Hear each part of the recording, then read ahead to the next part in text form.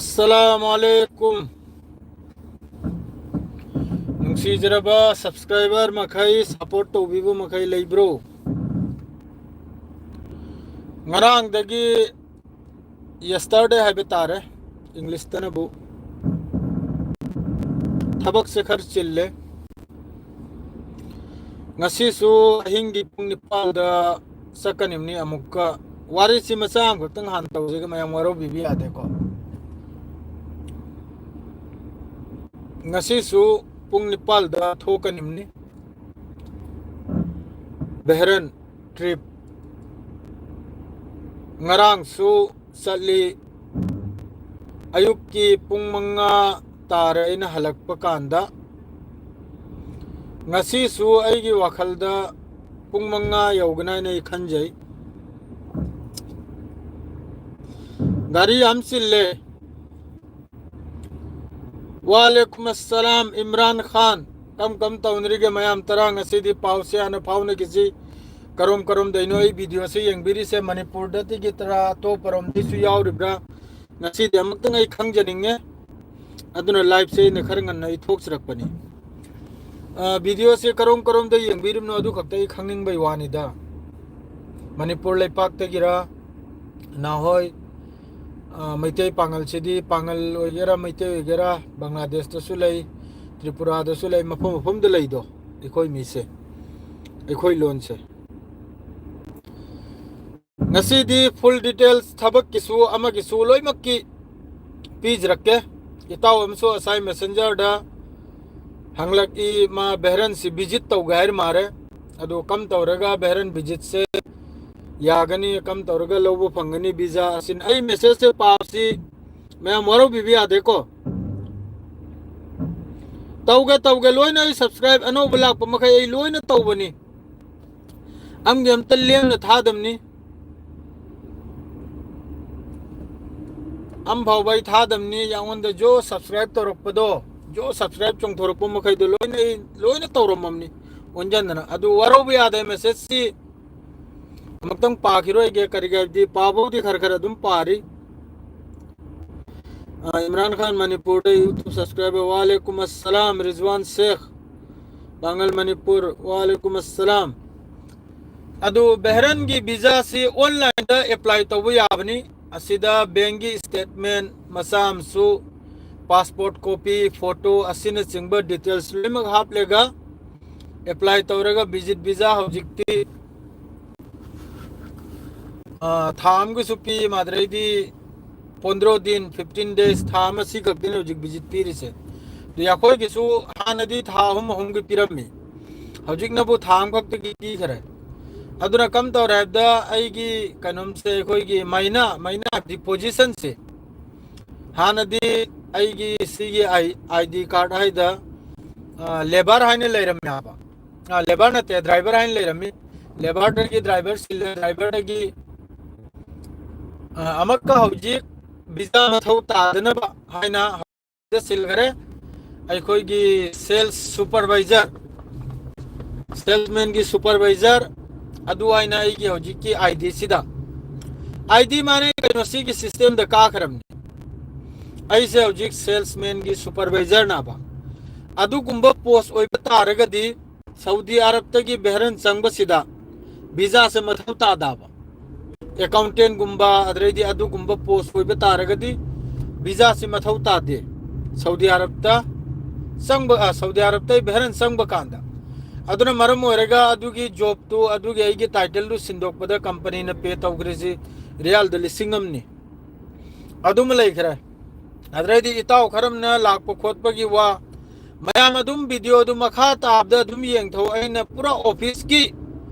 Photo ने फोरांग ने मादरेदी contact number ने कइने लोइमक्ता हाप खरमनी ताव मया अदुदा अदुम कॉल लांग तौनरेगा पाउ फाउनरेगा लाखप यारमनी एक नंबर 2 नंबर द पाउड लागे हौजिक का मिसी से यामना चादे इताव सिंह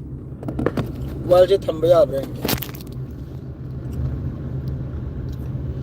मिसी से यामना चादे हौजिक तौरिसी याम साथेना नुंगाइते हौजिक के ओइरेबा फिफम मखै से याम साथी ना मफम खुदिंगदा अदमकपु रेडी दनी मखोई लान की दमकता पूरा रेडी नी लैरिबा हमास ओइगेरा अल कासिम ओइगेरा मखोई पुने मक्सु ननाव ननाव करी करनो मैसेज ला करे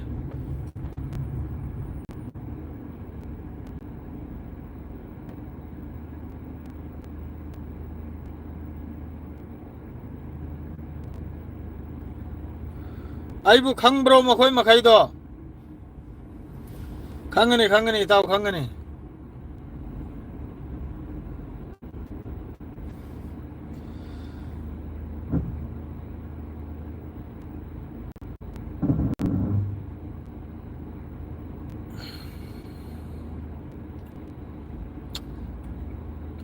कलाम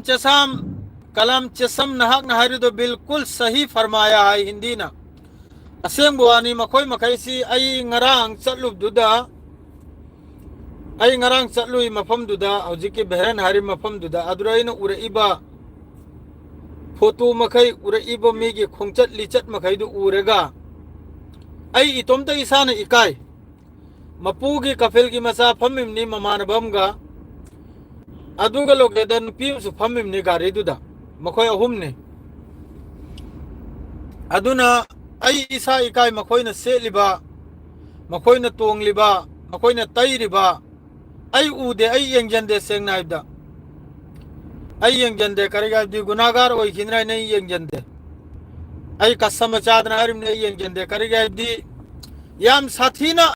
साथीना मखा दाबगी फिसेट लाक्सेट अदरेदी थक चाब करक तोरदो याम साथीना मखा ताना हाइबदुबु याम साथीना मखा ताबगी फिफमनि मखोयना तौरिदो अदु मखैदु येंगदे आई सेंगनाइबदे आई येंगजेदे लैथोई आई माइसे सिदा लारिक तसु हाइबो म्यावरि याखोयगी लामदा लुक थवाइना अदुई मोंगदे आई से अरांग तौद्र लाखरब करगादी मखोयना सेलिबे सारिदु याद राबा पूरा वेस्ट की यूरोप लोंगी पूरा फिफम दे सकरे जो भी हो अदु थमग्रो हौजिकता गजा सी पूरा टेक ओवर तौबैद मंगता 60,000 की मथक्ता लानमी आईडीएफ की कैनुमोरम बाइब तारे फुट सा थादोयगा गाड़ी से थौरमनि को अखोय की मखोय की रिजर्व त लेबा अमद लेबा याम साथीना हौजि गजा बॉर्डर सिदा गजा सिबु टेक ओवर तौबैद मंगता यामना कन्ना ngarang दगी गजा की मिस्सी मिना से याम साथीनी याम दगी हौजि पाउदा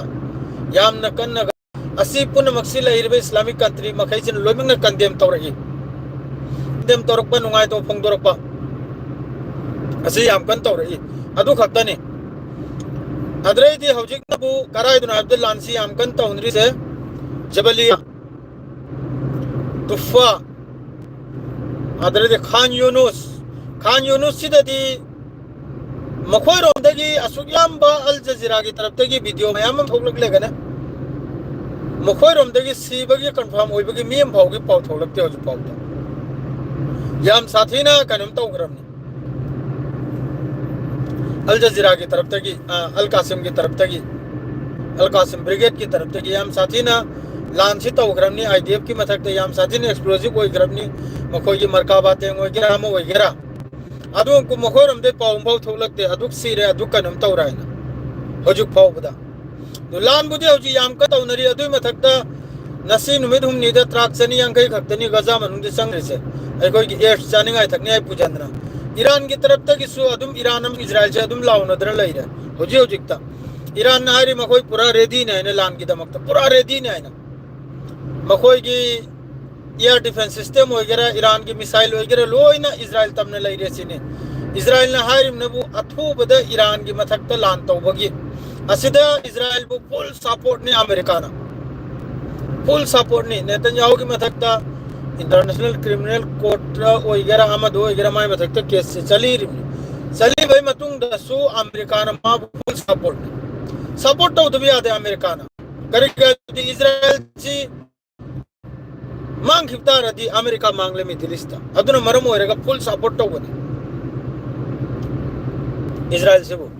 असी मखोय न ममांग की हिस्टोरी से खंगदननी अरब कंट्री मखैसिना अमत तो ओइददननी सी हजु फबस याम मिसिना सी थोइसे अरब कंट्री मखैसिना अमत तो ओइना कंडेम अमसुंग अदुगी अगेंस्ट एक्शन लोब तारगदी नसी गजा दा हजि मखोय की हजि की मखोय न टेक ओवर तौनै मफम आइदा मी लाख अमगी मथकता हजि फांसी दन लैरिमि तौसी अदोइना वीडियो में सेमी आई नापलर का अपलोड तौजरके अदरो लोइन डिटेल से औरमनि मयाम अदु यंगबिरो जो हजि की आरि थौरिमनि लाइव से नुगाइत्रे स्वाइस रादुम लाइव से लोइ चलगे मयाम औरो बिबियादे हां सलाम अलैकुम।